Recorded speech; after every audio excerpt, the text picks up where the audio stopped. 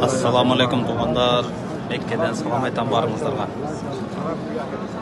Meyrimdülörдің meyrimdüsü, rayımdılıların rayımdısı olan Allah Teala'nın үйüne geldik. Kaaba, Baytullah, Arhamar Rahmin, Arhamar Rahmin, Ya Arhamar Rahmin.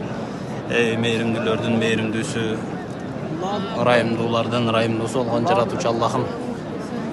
Özüңнің қасиетті үйіңе келдік. Алақан жайып жатабыз, жүрегімізден сұранып жатабыз. Аллахым Қырғызстанымызға тынчылық бер. Ошол Кыргызстаныбыздын катарында куш сымдуу лейлегибизди тынч кылгын Аллахым.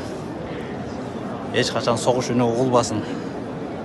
Балдарыбыз аманчылыкта, бейпилчиликте, тынччылыкта, ыймандуу, исламдуу болуп чоңойгонду насип кылгын Аллахым. Элибизге, жерибизге береке бергин Аллахым.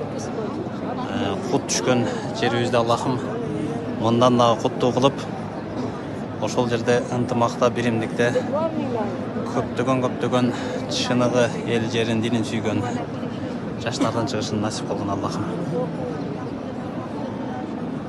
Rabbana atina fid dunya hasana wa fil akhirati hasana wa qina adhaban nar.